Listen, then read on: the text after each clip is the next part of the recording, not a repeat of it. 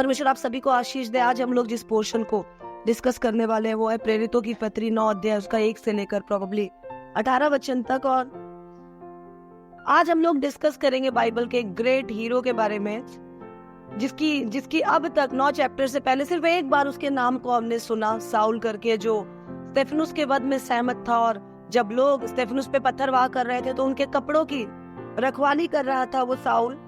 किसी ने अभिषेक नहीं किया। हम स्तेफनुस को जब देखते हैं, फिलिपुस को जब देखते हैं और प्रभु के अन्य लोगों को हम देखते हैं तो किसी ने चुना, किसी ने अभिषेक किया। लेकिन पौलुस एक अलग कैरेक्टर है जिसका किसी प्रेरित ने अभिषेक अब तक नहीं किया और जिसे किसी ने डायरेक्टली सुसमाचार इस तरीके से मिलकर कि पौलुस भाई आओ मैं आपको एक जीवन की गाथा के बारे में सुनाता हूँ, कि किसी ने सुसमाचार नहीं सुनाया।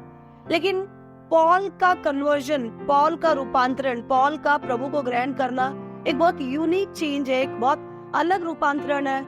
एक नया जन कलीसिया में एंट्री कर रहा है और वो एंट्री है सॉल की एंट्री। क्यों प्रभु ने इस एंट्री को हमारे जिंदगी में दिखाया? बहुत सारे इंग्लिश प्रीचर्स को आप सुनेंगे तो वो कहते हैं this is most unlikely conversion. ये एक ऐसा परिवर्तन, एक ऐसे जन का हृदय परिवर्तन था जो एक आम इंसान की दृष्टि में बहुत ही मुश्किल है। हम अपने परिवार के कई लोगों को देख, अगर आपको मैं ये बात कहूँ तो अपने परिवार के कई लोगों को आप याद करो, अपने पड़ोस के कई लोगों को याद करो। और भारत की बात कहूँ तो इस समय हाई पोस्ट में रहने वाले अधिकारियों में से कई लोगों को आप याद करो। जैसे शुरुआती वचन प्रेरितों की पत्री का बताता है कि पौलुस क्या कर रहा था। पौलुस जो साउल था अब तक प्रभु के चेलों को धमकाने और घात करने की धुन में था। वो एक धुनकी में था। किस धुनकी में था? कि प्रभु के लोगों को सताए। और अगर आप इंग्लिश वचन पढ़े तो उसमें लिखा है and Saul yet breathing out threatenings and slaughter against the disciple of the Lord went unto high priest। जो पौलुस था, जो सॉल था, वो सांस ले रहा था। क्या सांस ले रहा था? नफरत की सांस ले रहा था। नफरत की सांस, उस अंदर भी नफरत जा रही थी और बाहर भी नफरत निकल रही थी। किसके लिए?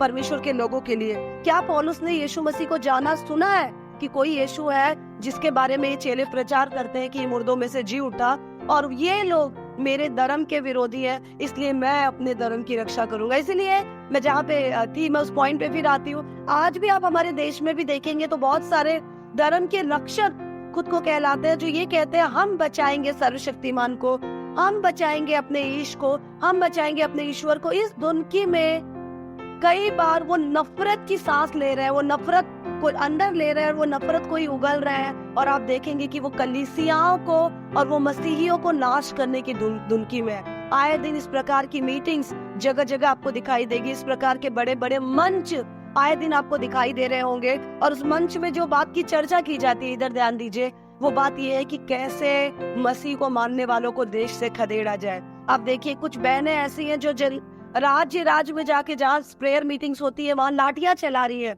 गालियां दे रही है, पादरियों को थप्पड़ मार रहे हैं, बुरी तरह ऐसे नए कानून ले आ रहे हैं कि किसी भी तरह कलीसिया बंद हो जाए। और ये जब मैं सुनती हूँ तो कई बार मैंने प्रभु के लोगों के मुंह से और कई बार कलीसिया के लोगों के मुंह से इस बात को सुना है।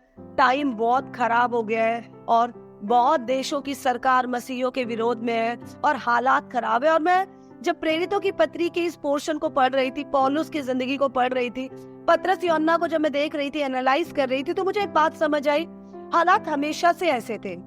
यीशु मसीह ने कहा लोगों ने मुझसे नफरत किया है इसलिए वो तुमसे भी नफरत करेंगे। बहुत सारे इर्द गिर्द आपको दिखेंगे नेता, अभिनेता, खिलाड़ी, बहुत सारे आर्टिस्ट लोग जो आपको दिखेगा कि ये लोग ईसाइयों से नफरत करते हैं और आपके मन में ख्याल आता होगा इनसे भागो, ये कभी बदलने वाले नहीं। और शायद आप कभी अखबार में या टीवी चैनल में इस प्रकार की खबर सुनो कि वो बदल गया है तो आपको अपने कानों पे यकीन नहीं होगा, आप मान ही नहीं पाएंगे सच में वो तो थोड़े दिनों पहले टीवी पे खड़े होकर वो मसीहियों को धमका रहा था, थोड़े दिनों पहले वो टीवी पे खड़े होकर, मंच पे खड़े होकर बड़े बड़े भाषण दे रहा था, वो तो मसीह विरोधी कानून लेकर आ रहा था, वो कैसे बदल गया? तो कलीसिया में मसीह विरोधी लोग सताने के लिए आएंगे, लेकिन ऐसे ही अनएक्सपेक्टेड, हम जिनकी कल्पना भी नहीं कर सकते, ऐसे अनएक्सपेक्टेड बदलाव भी कलीसिया में आएंगे। वो भी परमेश्वर की कलीसिया का एक भाग है। यही बात परमेश्वर प्रेरितों की पत्री 9 अध्याय से मुझे और आपको सिखाना चाहता है। जो शिक्षा परमेश्वर अपने दास जो कि नफरत करने वाला है लेकिन अब दास बन जाएगा, पौलुस अर्थात साउल के जरिए देता है। साउल का हृदय परिवर्तन मुझे और आपको ये सिखाने जा रहा है कि आप अपने इर्द गिर्द जितने कठोर लोगों को देखते हो, आपके मम्मी होंगे, आपके पापा होंगे, आपके आसपास के नेता होंगे, एमएलए होंगे, एमपीज होंगे, मैं आपको बता रही हूँ, हमको लगता है दिस इज अनलाइकली, ये हो ही नहीं सकता कि उनके दिल भी बदल जाए, लेकिन कलीसिया में इस प्रकार के कट्टर लोग भी एक दिन दिल को बदलेंगे और प्रभु में आएंगे। खुदा का कलाम कहता है हर एक घुटना टिकेगा और हर एक जुबान कहेगी कि मसीह ही प्रभु है। तो पौलुस का हृदय परिवर्तन कलीसिया में इस प्रकार के कट्टरपंथियों के परिवर्तन की एंट्री की स्टोरीज को बताता है, और ये कुछ इस प्रकार शुरू होता है, हम रीड करेंगे। पहला वचन कहता है, and Saul yet breathing out threatenings and slaughter against the disciple of Lord went unto high priest and desired of him letters to Damascus to the synagogues, that if he found any of this way, whether they were men or women, he might bring them bound unto Jerusalem. शाऊल जो अब तक प्रभु यीशु के चेलों को धमकाने और घात करने की धुन में था, वो महायाजक के पास गया और उसने दमिश्क के आराधनालयों के नाम पर इस अभिप्राय से चिट्ठी मांगी कि क्या पुरुष क्या स्त्री जिन्हें वो इस पंथ पर पाए उन्हें बांध कर यरूशलेम ले आए। शाऊल जो स्तेफनुस के वध में सहमत था, वो अपने आप को बहुत बड़ा धर्मी समझता था। उसे लगता था वही है जो अपने धर्म की रक्षा कर सकता है। उसे लगता था ये जो सारे मसीह लोग इर्द गिर्द घूम रहे हैं, ये जो मसीह के सुसमाचार का प्रचार कर रहे हैं, वो उसके धर्म पे एक बहुत बड़ा हमला है। वो नफरत करता था मसीहियों से। जानते हो क्यों? क्योंकि उसको लगता है कि वो अपने ईश्वर से बहुत प्यार करता था। पर इतिहास गवाह है, जो लोग भक्ति के नाम पे मार काट करते हैं, जो लोग भक्ति के नाम पे तकलीफ देते हैं, बहुत जल्दी ऐसी भक्ति का और बहुत जल्दी ऐसे आचरण का खात्मा परमेश्वर कर देता है, क्योंकि बुराई लंबे टाइम तक टिक नहीं सकती इस तरह से। अब देखो, और इसी कारण, इसी कट्टरपंथी के कारण, इसी मार काट के कारण बहुत सारे लोग बहुत सारे पंथों को छोड़कर चले जाते हैं। मैं प्रभु का धन्यवाद देती हूँ कि जिस पंथ के पीछे हम चल रहे हैं, जिस मसीह के पीछे हम चल रहे हैं, वो मार काट की शिक्षा नहीं देता। वो हमें ये सिखाता है कोई एक गाल पे थप्पड़ मारे तो दूसरा गाल भी उसे दे दो। वो हमें सिखाता है कि प्रेम को हमने इसी से जाना कि जैसे उसने अपनी जान हमारे लिए दे दी, हम भी अपने भाइयों के लिए अपनी जान देने को इसी प्रकार को तैयार है। पौलुस सोचता था, साउल सोचता था कि वो अपने धर्म का बहुत बड़ा रक्षक है, इसलिए उसने वो नफरत से इतना भरा हुआ था, उसने यरूशलेम में सबको सता रखा था, सबकी नाक में दम मचा रखा था कि किसी भी विश्वासी को मैं इधर जीने नहीं दूंगा। लेकिन जब उसे लगा कि यरूशलेम में बहुत हद तक दबदबा कायम है, डर कायम है, तब पौलुस ने सोचा, साउल ने सोचा कि अब मैं यहाँ से निकलूंगा, आसपास के लोगों को भी मैं छोड़ूंगा नहीं। गुस्से से, नफरत से, जलन से वो भरा हुआ था, एक बहुत बड़ी गलतफहमी में था, और वो गलतफहमी ये थी कि मैं अपने ईश्वर के पीछे के विरोध चलने वालों का, अपने पंथ के विरोध चलने वालों का मैं गर्दन काट दूंगा, उन्हें जीने नहीं दूंगा। उसने आग से, जलन से, नफरत से भरकर एक चिट्ठी अपने अधिकारी से ली। चिट्ठी का मतलब होता है एक अधिकार लिया, फतवा लिया, फरमान लिया, और वो फरमान में ये लिखा था कि पौलुस को, साउल को ये अधिकार दिया जाता है एक कमांडर की तरह, एक सैनिक की तरह।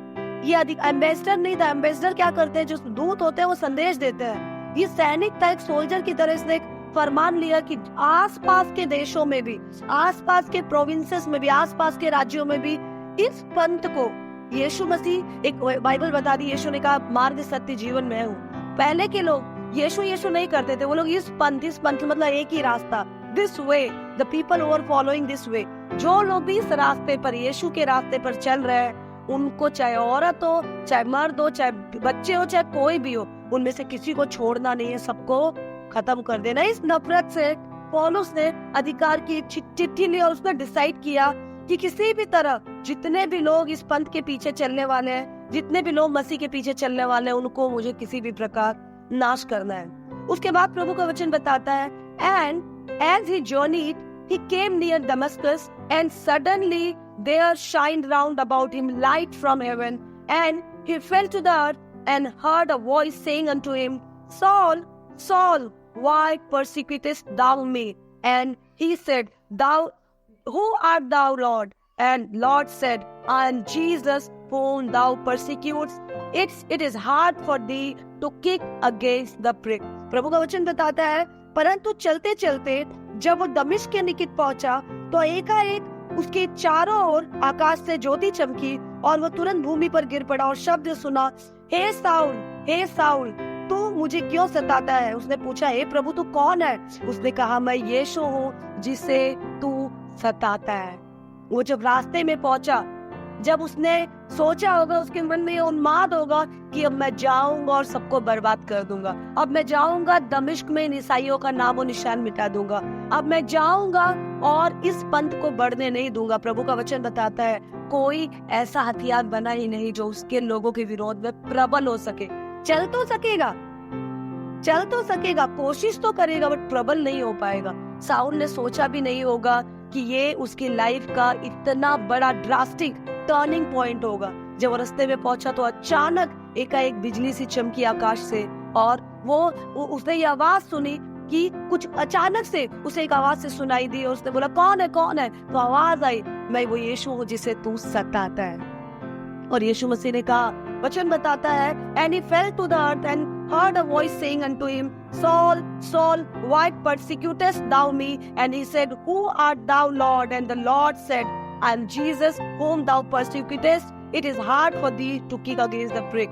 पौलुस से प्रभु यीशु मसीह, साउल से प्रभु यीशु कहता है, मैं वो यीशु हूँ जिसे तू सताता है। मनुष्य के लिए मुश्किल है कि वो उस नुकीली धार के विपरीत चले जिसके विपरीत तू चलने की कोशिश कर रहा है। मैं यीशु हूँ जिसे तू सताता है। ये शब्द सुनकर एक बहुत बड़ी चीज हमारे कानों में आनी, ये बहुत बड़ा ख्याल हमारे मन में आना जरूरी है कि पौलुस ने यीशु को कब सताया। शायद जब यीशु मसीह प्रचार कर रहा था, तो अगर हम सुसमाचार की 4 पत्रियों को देखें, मत्ती, मरकुस, लूका, यूहन्ना, तो कोई भी पत्री इस बात की गवाह, सही बात है, सदूकी थे, फरीसी थे जो बार बार यीशु से सवाल पूछते, यीशु को फंसाने की कोशिश करते, लेकिन कोई भी ऐसा इंसिडेंट सुसमाचार की पत्रियों में और प्रेरितों की पत्री पहले अध्याय में नहीं है जो इस बात को प्रमाणित करे, सर्टिफाई करे या इस बात को एविडेंस करे कि ऐसा कोई इंटरैक्शन हुआ, ऐसा कोई दौर हुआ जिसमें पौलुस यीशु से मुलाकात किया हो और इन दोनों के बीच बहस हुई हो, या पौलुस ने, साउल ने यीशु को कुछ बुरा भला कहा हो। ऐसा कोई इंसिडेंट नहीं हुआ। जब साउल की एंट्री बाइबल दिखाती है तो वो तब से दिखाती है जब स्टेफनुस का पत्थरवाह किया जा रहा है। तब पहली दफा था जब साउल के नाम की चर्चा है, क्योंकि वो स्टेफनुस को जो पत्थरवाह करने वाले थे उनके कपड़ों की रखवाली कर रहा था और वो स्टेफनुस के वध में सहमत था। यही एक लाइन पौलुस के बारे में, साउल के बारे में वहाँ लिखा गया है। फिर यीशु मसीह ने ये बात क्यों कही कि हे साउल, आवाज आई, कौन? मैं वो यीशु हूँ जिसे तू सताता है। जब वो यीशु से कभी मिला ही नहीं तो वो यीशु को कैसे सताता है? और ये बात एक मसीह के लिए बहुत ही एनकरेजिंग है, बहुत ही उत्साहित करने वाली बात है कि जो मसीह की कलीसिया को सताता है वो यीशु मसीह को सताता है। प्रभु ने कहा, जो इन छोटे से छोटे लोगों के साथ करेगा वो तो मेरे साथ करेगा। जो अच्छाई जो तू इन छोटे से छोटे लोगों की सुधि लेता है तब तो मेरी सुधि लेता है। जब तू छोटे से छोटे लोगों का जो मेरे नाम से करे नजरअंदाज करता है तब तो मुझे नजरअंदाज करता है। जब तू इन छोटे से छोटे लोगों को तो पानी पिलाता है, खाना खिलाता है, तब तो मुझे खिलाता है। हम कलीसिया इस बात को समझे कि साउल के हृदय परिवर्तन के दौर में एक बहुत बड़ी बात परमेश्वर मेरे और आपके सामने रखकर मेरे और आपके मन को उत्साहित करना चाहता है। और वो बात ये है कि जो भी उंगली यीशु मसीह के लोगों की ओर उठती है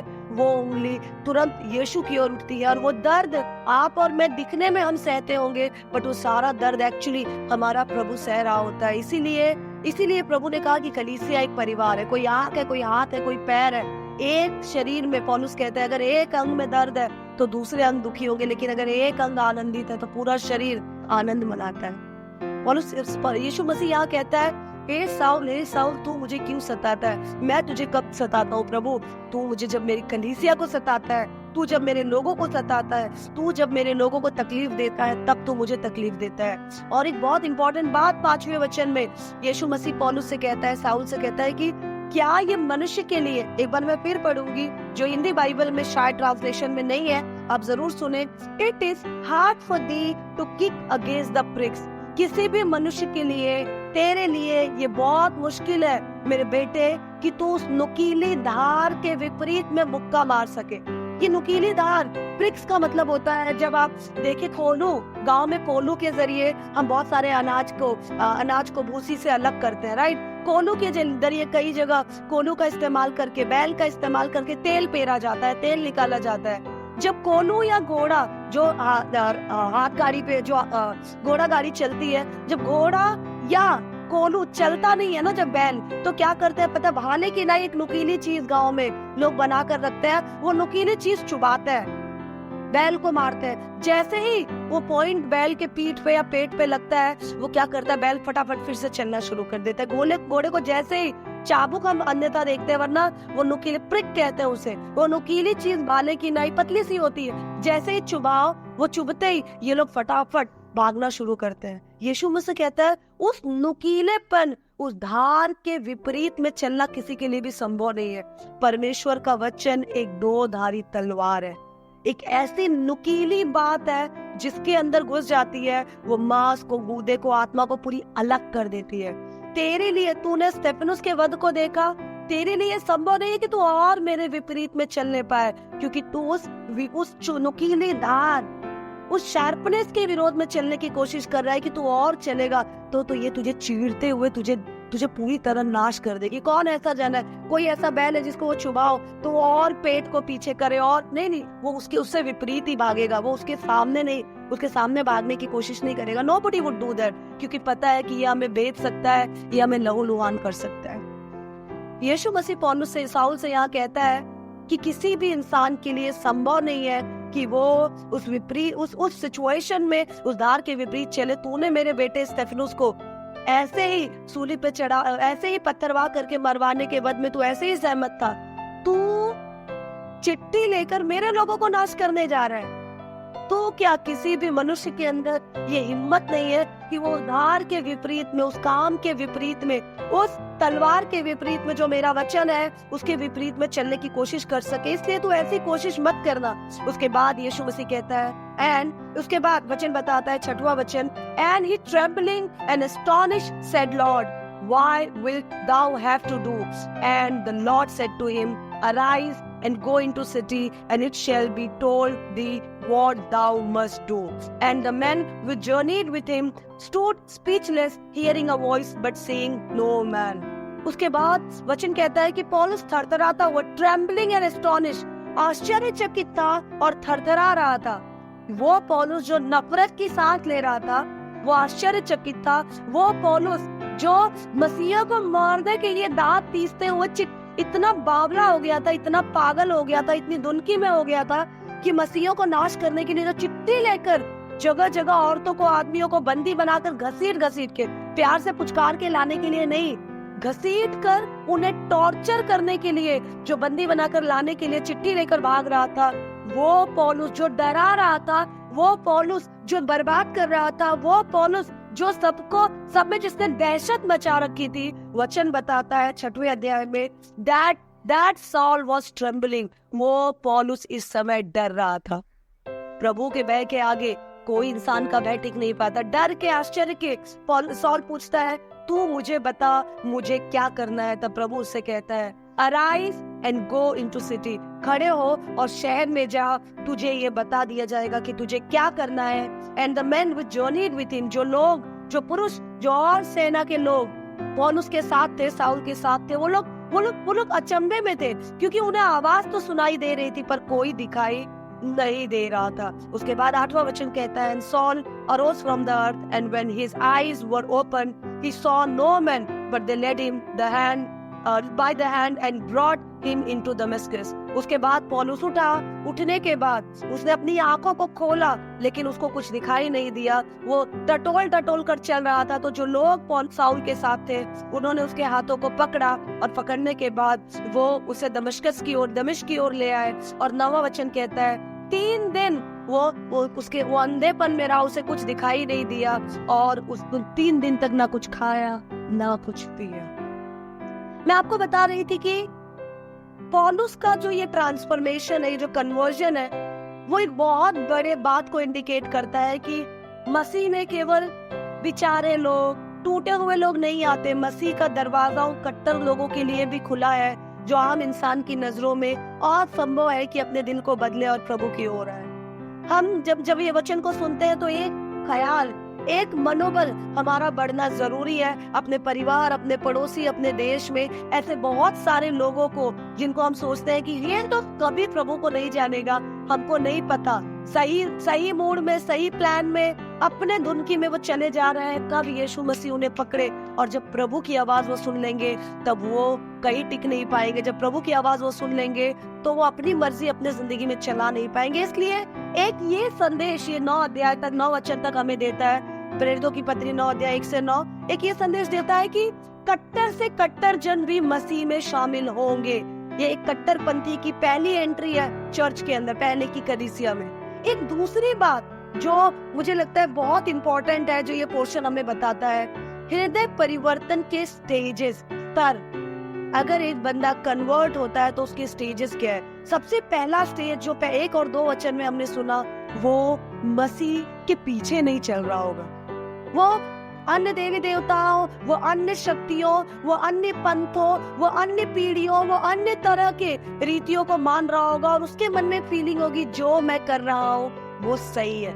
हम में से जितने लोग इस वचन को सुन रहे हैं, once upon a time there was a stage in our life, एक समय मेरे और आपकी जिंदगी में भी ये था कि हम लोग सोचते थे कि जो मैं कर रहा हूँ वो सही है, जो मैं सोच रहा हूँ वो सही है, जैसा मैं दिखा रहा हूँ वो सही है, जैसा मैं देख रहा हूँ वो सही है। लेकिन जब हम अपने आप को सही, ये पहली स्टेज है मसीह को जानने से पहले। उसके बाद प्रभु की आवाज सुनते हैं, उसके बाद हम प्रभु को जानते हैं। हृदय परिवर्तन, कन्वर्जन का पहला स्टेज हमें यीशु मसीह की नॉलेज होती है। पौलुस को पहली बार, पौलुस ने सुना था स्टेफनोस उस पंथ के बारे में बोल रहा है, बट विलिंगली यीशु को उसने आज पहली बार जाना। परिवर्तन का, हृदय परिवर्तन का, जिंदगी के बदलाव का सबसे पहला चरण ये होता है, हम यीशु मसीह को जान लेते हैं। ये सुनते ही हम में से बहुत सारे लोग कहेंगे मैंने जान लिया, थैंक गॉड, मैं जान गया। क्या जान गया? यीशु परमेश्वर का बेटा है, मेरे पापों के लिए सूली पर मारा गया, गाड़ा गया, जी उठा, वो दोबारा आने वाला है, यीशु के नाम में पापों की क्षमा मिलती है। भाइयों, ये जानकारी नहीं है। जब हम कहते हैं मैंने यीशु को जान लिया, तो ये एक फैक्चुअल जानकारी नहीं है जिसमें हम ये बात जान गए। अन्य जाति और जो मसीह विरोधी है वो भी जानते हैं कि बाइबल सिखाती है मसीह परमेश्वर का बेटा है, बाइबल सिखाती है यीशु हमारे गुनाहों के लिए मारा गया, गाड़ा गया, जी उठा, दोबारा आने वाला है, उसके नाम में पापों की क्षमा है। ऐसा ईसाई लोग कहते हैं करके अविश्वासी भी जानते हैं। इस नॉलेज को हम नॉलेज ऑफ जीसस नहीं कहेंगे। नॉलेज ऑफ जीसस, जब हम कहते हैं ना परिवर्तन का पहला चरण आपको प्रभु की जानकारी हो जाती है, तो आपको ये जानकारी होती है यीशु मसीह परमेश्वर का बेटा है, वो मेरा प्रभु है। First knowledge, first step of conversion, you will get to know that Jesus is my Lord, वो मेरा प्रभु है। पौलुस क्या पुकारता है? आपने देखा, पौलुस कहता है ये प्रभु तू कौन है? Who is this? वो कहता है मैं वो यीशु। वो पुकारता है लॉर्ड कहकर, प्रभु कहकर, तू कौन है? क्योंकि हमको पता है हमारा प्रभु हमसे पावरफुल है।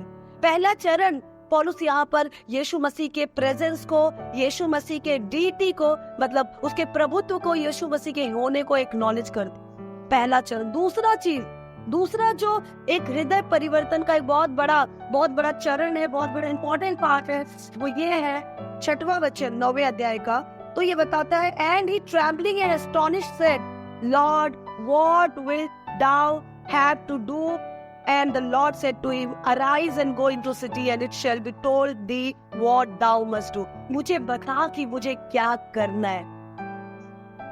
जब हम प्रभु को जान जाते हैं तो हम ये नहीं बोलते प्रभु को कि प्रभु मैं तुझे बताता हूँ मुझे क्या करना है। जब हम प्रभु को जान जाते हैं तो ये 2-3 स्टेजेस है। सबसे पहले हम प्रभु को जान जाते हैं, दूसरा स्टेज हम प्रभु के रास्ते को अपना लेते हैं, तीसरा इंपॉर्टेंट स्टेज है जो इसमें अनसेड है लेकिन वो बहुत इंपॉर्टेंट है, हम अपने आप को जान जाते हैं। ये सुनते ही आप लोग बोलेंगे मैं तो अपने आप को जानता हूँ, मैं जानती हूँ मैं एक अच्छे परिवार से हूँ, मैं जानती हूँ मैं बहुत पढ़ी लिखी हूँ, मैं जानती हूँ मेरी हाइट क्या है, मैं जानती हूँ मेरी पसंद क्या है। नहीं, जब हम हृदय परिवर्तन की ओर, जब हम जिंदगी के रूपांतरण की ओर, जब सच में द राइटफुल कन्वर्जन की ओर हम जान जाते हैं, तो सबसे पहले हम प्रभु को जानते हैं। क्या? कि वो प्रभु मेरा प्रभु है, वो मेरे गुनाहों के लिए मारा गया, गाड़ा गया, जी उठा, हम उसको प्रभु कहकर स्वीकार करते, केवल शब्दों में नहीं, दिल से आत्मसात कर लेते हैं, हम उसको अपने अंदर ले लेते हैं। दूसरी चीज, हम इस बात को जान जाते हैं कि हम क्या है। अगर आप पहला तीमुथियुस निकालें, प्लीज मेरे साथ जरूर निकाल लें। अब पहला तीमुथियुस उसका 1 अध्याय यदि निकाले तो प्लीज ऊंची आवाज में पढ़ देना 12 वचन से। Can you stand and read? ध्यान से सुनिएगा। पहला स्टेज है हम प्रभु को जान जाते हैं, दूसरा स्टेज हम किसको जान जाते हैं? हम खुद को जान जाते हैं। देखिए, पौलुस ने जब यीशु की आवाज को सुना, अभी तक पौलुस जानता था कि मैं अपने प्रभु को बचाने वाला हूँ, मैं अपने ईश्वर की रक्षा करने वाला हूँ, उसकी प्योरिटी के अगेंस्ट में किसी को कुछ करने नहीं दूंगा। नफरत से भरकर वो पत्र लेता है ताकि वो मसीहियों को सताए। लेकिन जब यीशु को जान लेता है तो पौलुस अपनी ही सच्चाई को जान लेता है, जिसका बयान वो पहला तीमुथियुस 1 अध्याय उसके 12 वचन से करता है। ध्यान से सुनिए। मैं अपने प्रभु मसीह यीशु का, जिसने मुझे सामर्थ दी है, धन्यवाद करता हूँ कि उसने मुझे विश्वास योग्य समझकर अपनी सेवा के लिए ठहराया। मैं तो पहले निंदा करने वाला और सताने वाला और अंधेर करने वाला था, तो भी मुझ पर दया हुई, क्योंकि मैंने अविश्वास की दशा में बिन समझे बूझे ये काम किए थे। और हमारे प्रभु का अनुग्रह उस विश्वास और प्रेम के साथ जो मसीह यीशु में है बहुतायत से हुआ। यह बात सच और हर प्रकार से मानने की योग्य है कि मसीह यीशु पापियों का उद्धार करने के लिए जगत में आया, जिनमें सबसे बड़ा मैं हूँ। यस, पौलुस यहाँ पर क्या कहता है पहला तीमुथियुस में? वो इस बात को कहता है कि मैं जो अंधेर करने वाला, मैं जो सताने वाला, लेकिन प्रेरितों की पत्री 9 अध्याय के 1 वचन में वो अपने आप को अंधेर करने वाला नहीं समझता। उसको लगता है मैं सही कर रहा हूँ। हम वो सारे काम, हम वो जिंदगी के सारे बातें, हमारा वो बिहेवियर अपने परिवार के साथ, अपने लोगों के साथ, अपनी जिंदगी को लेकर हमारा नजरिया पहले हमको सही लगता था, लेकिन जब हम प्रभु को जान लेते हैं तब हमको इस बात का कन्विक्शन अंदर शुरू हो जाता है कि जो हम सोच रहे थे वो गलत है। अगर आप ये कहते हैं कलीसिया कि मैं प्रभु को जान गई, तो क्या आपको ये सेकेंड स्टेज की जानकारी हुई कि अब तक जो आप कर रहे थे, अपने जिंदगी को लेकर आपका जो नजरिया था, शारीरिक बातों को लेकर आपका जो नजरिया था, पहले हम बोलते थे खाओ पियो ऐश करो मित्रा और जिंदगी में कुछ नहीं है, लेकिन आज हम इस बारे में नहीं सोचते। पहले हम धन इकट्ठा करने के बारे में सोचते थे, आज हम नहीं सोचते। पहले हम लोगों के लिए जीते थे, इसको खुश कर दो, हम सब के तलवे चाटते थे। अब हम लोगों को खुश करने के लिए नहीं जीते। अब हमारी जिंदगी का एक ही टास्क है, एक ही लाइन है, इफिसियों की पत्री 5 अध्याय उसका 10 वचन। ध्यान से परखते हैं कि प्रभु को क्या बात है। प्रभु को खुश करना हमारे लाइफ का टारगेट है। हमको पता है हमारे प्रभु ने हमको एक मिशन दिया, वो मिशन है जाओ और सुसमाचार का प्रचार करो। प्रभु को जानने के बाद हमको पता चलता है कि अब तक हमारा जो मिशन था वो गलत था। अगर आप ये कहते हैं इस वचन को सुनने के बाद कि मैं कन्वर्टेड हूँ, मैंने अपने आप को बदल दिया, मेरा हृदय परिवर्तित हो गया, पर अगर आपको अब तक लगता है प्रभु जैसी भी मेरी जिंदगी थी, मैं सही इंसान था, मैंने जो किया वो सही था, इतनी बड़ी प्रॉब्लम तो नहीं थी, ठीक है कुछ गलतियां थी मैंने ठीक कर लिया, लेकिन अदरवाइज इतनी बड़ी दिक्कत तो नहीं थी। If you still feel you are right, I am telling you you are wrong। अगर अब भी आप ये सोचते हैं कि आप सही थे, तो आप अब बहुत बड़ी गलती में हैं। आपका हृदय परिवर्तित नहीं हुआ है। पौलुस फिलिपियों की पत्री उसके 3 अध्याय में साफ साफ कहता है, 8 वचन से हम लोग पढ़ेंगे प्लीज, 7 वचन से, थोड़ा लाउडली पढ़ना। परंतु जो बातें मेरे लाभ की थी, उन्हीं को मैंने मसीह के कारण हानि समझ लिया है, वरन मैंने अपने प्रभु मसीह यीशु की पहचान की उत्तमता के कारण सब बातों की हानि समझता हूँ, कि जिसके कारण मैंने सब वस्तुओं की हानि उठाई और उन्हें कूड़ा समझता हूँ, जिससे मैं मसीह को प्राप्त करूँ। यस, पौलुस जो पौलुस कहता है मैं रोमियो में बड़ा रोमी हूँ, मैं सबसे बड़ी नागरिकता मेरी है, सबसे बड़ी शिक्षा मेरी है, गमलीएल के पैरों में बैठकर मैंने बाइबल को सीखा। अगर हम इतिहास पढ़े तो पौलुस एक बहुत अच्छे घराने से था, तर्शीश से था। प्रभु के पौलुस के बारे में बहुत सारी बड़ी बड़ी जानकारियां हमें मिलती है। उसका एक बहुत बड़ा ओहदा था, उसको इतना बड़ा पत्र मिला था कि वो जिसको चाहे मार सके, जिसको चाहे प्रोसिक्यूट कर सके। वो पौलुस कहता है मैं जिंदगी में अपने आप को बहुत बड़ा समझता था, मेरे जैसी सोच कोई नहीं, मेरे जैसा प्यार कोई नहीं करता, मेरे जैसा पैसा किसी ने नहीं कमाया, मेरे जैसा जिम्मेदार कोई नहीं है। हम अपने आप को बहुत अच्छा समझ रहे थे, लेकिन जब हम यीशु को जान जाते हैं तो हमारी जिंदगी का दूसरा बहुत बड़ा चरण होता है, हम खुद को जान जाते हैं। हमें ये पता चलता है कि मैं जो कुछ भी था गलत था, मैं कूड़ा हूँ, प्रभु सही है, प्रभु की सोच सही है। मेरी जिंदगी को लेकर मेरा जो नजरिया था वो हमेशा से गलत था, आज भी गलत है। ये दूसरा स्टेज है। और तीसरा स्टेज है, उसके बाद जब हमको पता चलता है वो मेरा प्रभु है, हमको पता चलता है मैं गलत हूँ, फिर हम प्रभु से पूछना शुरू करते हैं, जैसे पौलुस ने पूछा, ओ माय लॉर्ड, अब तो मुझे बता कि मुझे करना क्या है। We start questioning God, his purpose in our life, his mission in our life. तीसरा चरण है हृदय परिवर्तन का। ऐसे ही कट्टर लोगों को प्रभु अपनी ओर ले आता है। हम कट्टर लोगों के चेहरे को देखते हैं और कट्टर लोगों की जिंदगियों को देखते हैं। मैं आपसे पूछना चाहती हूँ, हो सकता है आप कट्टर नहीं हो, पर क्या आप परिवर्तित हो चुके हो? क्या आपको अभी भी लगता है आपकी सोच सही है, आपका तरीका रिश्तों को निभाने का, आपका तरीका अपने जिंदगी को चलाने का सही है? आपको लगता है मसीह में आने के बाद ज्यादा बदलाव की आपको जरूरत नहीं पड़ी क्योंकि ऑलरेडी आप सही थे? तो मैं बता रही हूँ, शायद आपको लगता हो आपने प्रभु को जान लिया, but honestly being very honest, अब भी हम प्रभु को जान नहीं पाए। प्रभु का आत्मा हमें घुटनों पर ले आती है। पौलुस कहता है, जब मैंने प्रभु को जाना, मुझे पता चला मेरी सोच, मेरा ओहदा, मेरी नागरिकता, मेरी शिक्षा, मेरा अधिकार, सब कुछ कूड़ा है। मसीह को जब मैंने प्राप्त कर लिया, मुझे पता चला बेस्ट तो ये है भाई, बाकी सब कबाड़ है। कई विश्वासियों के मुंह से मैं सुनती हूँ, मैं प्रभु का धन्यवाद देती हूँ, हमारी जिंदगी तो बिल्कुल ठीक चल रही है, हम तो किसी के साथ गलत नहीं करते। ऐसा कहकर आप सबसे पहला गलत अपने साथ कर रहे हैं, क्योंकि बाइबल इस बात की पुष्टि करता है कि शुरू से मनुष्य के मन में जो होता है वो पाप है। जब बाइबल कहता है हमारे मन में शुरू से पाप भरा हुआ है, तो हम कैसे करके ये बात कह सकते हैं कि नहीं, I am the righteous person, I am the good one? सबसे पहले अगर हम प्रभु में अपने हृदय को परिवर्तित कर रहे हैं, तो हम प्रभु को जानते हैं यीशु मसीह को परमेश्वर के बेटे की तरह नहीं, वो जानकारी नहीं, इस तरह की वो मेरा प्रभु है, मेरे लिए मारा गया। क्यों मेरे लिए मारा गया? क्योंकि मैं पापी हूँ। हम खुद को जान लेते हैं। उसके बाद तीसरा चरण, हम प्रभु से पूछना शुरू करते हैं, God what do you want from my life, which way I am supposed to move, what am I supposed to do, किस रास्ते पर मुझे चलना है। हम अपनी मर्जी नहीं चलाते। मुझे लगता है मुझे ये करना चाहिए, मुझे लगता है मेरे लिए ये सही होगा।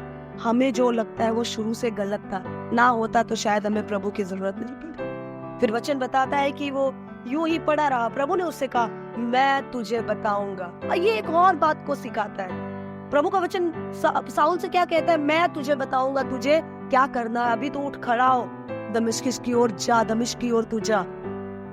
प्रभु को जानने वाला एक दिन, एक जन, हृदय परिवर्तित हो जाने वाला एक जन प्रभु की आवाज का इंतजार करता है, प्रभु की योजनाओं का वो पूछता है, उसके बाद सब्र रखता है। साउल की तरह, पुराने नियम के पहले राजा जिसका अभिषेक सैमुएल ने किया, उस साउल की तरह बेसब्र होकर अपनी मर्जी चलाने नहीं लग जाता, जिसने बलि चढ़ाकर प्रभु की नजरों में एक बहुत बड़ा गलत काम कर दिया। वो इंतजार करता है, प्रभु तू बता। 3 दिन भूखा प्यासा अंधेपन में वो पड़ा रहा। कभी कभी संसार को ना देखना हमारे लिए अच्छा है, ताकि हम प्रभु को देख लें। अजीजों, पौलुस का कन्वर्जन, पौलुस का हृदय परिवर्तन बहुत इंपॉर्टेंट है मेरे और आपके लिए, हमारे इस भ्रम को तोड़ने के लिए कि मैं एक बहुत बड़ा मसीही हूँ। क्या ये कन्वर्जन की स्टेजेस हमने जिंदगी में पूरी की है?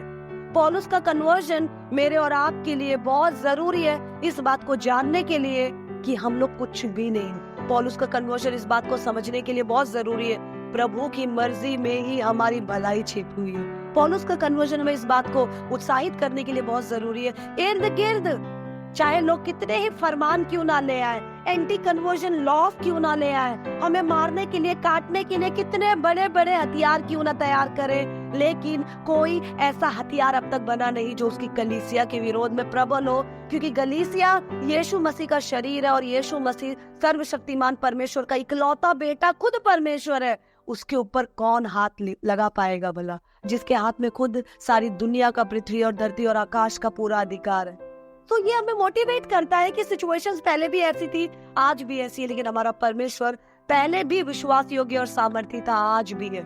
पौलुस 3 दिन तक अंधा पड़ा रहा, उसके बाद प्रभु ने उसे डायरेक्शन दिया। हम उसे अगले सेशन में डिस्कस करेंगे, लेकिन आज के सेशन के लिए क्वेश्चन के साथ हम आज अपने आप को वाइंड अप करेंगे, और वो सवाल ये है कि हम भी अपने आप को बहुत बड़ा समझते हैं, 30 मार का तोप समझते हैं। अगर हम अभी अपने आप को कुछ भी समझते हैं तो we are yet to change, हमें बदलने की बहुत जरूरत है। हमें कुछ क्वेश्चन अपने आप से पूछना जरूरी है। क्या सच में मैंने प्रभु को जान लिया? हम अभी भी अपनी प्रॉब्लम्स को जाने, अपने प्रॉब्लम्स की दुम पकड़े हुए जिंदगी में बढ़ रहे हैं। क्या हमने सच में प्रभु को पकड़ लिया? क्या हम प्रभु की आवाज को सुनने के लिए चुपचाप बैठे हैं? क्या प्रभु की योजनाओं का हम इंतजार कर रहे हैं? क्या हमने सच में यीशु को सुन लिया? इस बात, ये घटना, दमिश्क के इस रास्ते में वो चमक, वो आकाश की बिजली सी चमक, वो आवाज पौलुस ने जब एक बार सुनी, उसके बाद उसने किसी की ना सुनी। वो कहता है, मैंने किसी आड़ मास की, किसी हड्डी और मांस की सलाह नहीं ली। प्रभु से मैं पूछता गया और प्रभु की मर्जी पे मैं चलता गया। उस मुकुट के लिए जो सर्वशक्तिमान ने अनंत काल के लिए मेरे लिए रखा है, उस मुकुट के लिए, उस रेस को, उस कुश्ती को मैं लड़ता चला गया। हम किस रेस की ओर भाग रहे हैं? ऐसा तो नहीं हमारी नजर परमेश्वर की ओर है, बट हमारे कदम पीछे की ओर, शरीर की इच्छा और लोगों को खुश करने के लिए भागते जा रहे हैं। ऐसा है तो हमें समझना जरूरी है, God is seeking for a conversion. प्रभु को हमारे असली परिवर्तन की अभी भी प्रभु को इंतजार है। Are we ready to do that? प्रेरितों की पत्री पहली कलीसिया की कहानी है। हम देखते हैं 9 अध्याय के बाद पूरी की पूरी प्रेरितों की पत्री, इनफैक्ट पूरी की पूरा नया नियम पौलुस के कामों से भरा पड़ा है। जब हम बदल जाएंगे तो पूरी दुनिया हमारे द्वारा किए गए परमेश्वर के कामों से भर जाएगी। Is it really happening? पौलुस, और सबसे बड़ी बात मैं आपको बता रही हूँ, अगले सेशन में हम डिस्कस करेंगे। वो पहले गिरते ही उसने प्रभु से पूछा, गिरते ही उसने अपने आप को जांचा, गिरते ही आगे हम देखेंगे उसने बपतिस्मा लिया, इमीडिएट डिसीजन लिया। हम प्रभु को जानने का दावा करते हैं सालों साल से, हमारे डिसीजंस कहाँ हैं? हमारे स्टेप्स कहाँ हैं? एक्ट ऑफ फेथ कहाँ है? पहले की कलीसिया में बड़े बड़े काम होते थे, क्योंकि पहले की कलीसिया में लोग थे जो जल्दी जल्दी प्रभु को जानने के बाद फैसले लेते थे। फैसले तो हम भी लेते हैं, पर हमारे फैसले प्रभु की इच्छाओं के विपरीत कई बार हो जाते हैं। इसलिए आइए अपने आंखों को बंद करें और एक बार फिर से अपने दिलों को खोले, किसी और से ना कहें। Let's just ask ourselves, am I really convert? क्या सच में मैं बदल गया हूँ? आइए हम अपने आप से पूछे, क्या अब भी मैं खुद को कुछ समझता हूँ? क्या सच में मैं प्रभु से पूछ रहा हूँ, God thou art be done in my life? क्या मैं प्रभु से पूछता हूँ कि प्रभु तेरी मर्जी मेरी जिंदगी में पूरी हो, या हम अपनी ही मर्जी को प्रभु के सामने रखकर प्रभु को मजबूर किए बैठे हैं, प्रभु तू मेरी बात मान? अगर आज हम अपने आप को कुछ समझ रहे हैं तो हम पौलुस से सीखे। वो कहता है, इस ओहदा, ये सब कुछ जो मेरी जिंदगी में मैंने पाया, मैं प्रभु को जानने के बाद इसे कूड़ा समझता हूँ। Do we really think like that? क्या हम सच में उस प्रकार सोचते हैं? या हम अब भी, माफ कीजिए, पर हम प्रभु और प्रभु के आशीषों को कूड़े की नाई समझ बैठे हैं? हम अपनी जिंदगी में अब भी नए नाम के साथ बट पुराने आचरण के साथ चल रहे हैं। God doesn't want this superficial change. प्रभु को ये ऊपर के बदलाव से कोई मतलब नहीं है, कोई सरोकार नहीं है। He is very much interested in our inner change. उसको हमारे अंदर के बदलाव में दिलचस्पी। इसलिए आइए प्रभु से कहे, प्रभु मुझे अपनी उस आत्मिक कलीसिया का एक मजबूत हिस्सा बना परमेश्वर। तू मुझे अंदर से बदल, मेरी सोच को, मेरे रवैये को, मेरे तरीके को, और होने दे प्रभु जैसे पौलुस ने पूछा पहली ही आवाज में, प्रभु तू मुझे बता मुझे क्या करना है। प्रभु मैं भी तुझसे पूछ नहीं पाऊं। धन्यवाद देते हैं प्रभु इस खूबसूरत वचन के लिए, तेरी उपस्थिति के लिए। Lord we really thank you for Saul. हम साउल की जिंदगी के लिए धन्यवाद देते हैं, and the great conversion of Saul. प्रभु साउल के इस बहुत महान बदलाव के लिए धन्यवाद देते हैं। सच में ये हमारे मनोबल को बढ़ाता है कि तेरे लिए कोई काम असंभव नहीं। पर प्रभु आज भी अगर हम उसी साउल की नाई कलीसिया के अंदर होकर भी कठोर है पिता, तो तू हमसे बातचीत कर, क्योंकि हम जानते हैं प्रभु अपने कलीसिया में रहने वाले एक एक जन के द्वारा तेरे पास एक बहुत बड़ा मिशन, बहुत बड़ी योजना है। प्रभु पौलुस जैसे ही तुझ में आया, ओ परमेश्वर तू उसमें प्रकट होना शुरू हो गया। प्रभु Lord you reflect and manifest in me Lord. मांगते हैं प्रभु तमाम इस वचन को सुनने वाले तेरे आत्मिक उन्माद में भर जाए, तेरे लिए भागे दौड़े और तेरे कहना। यीशु मसीह के नाम में मांगते हैं, आमीन।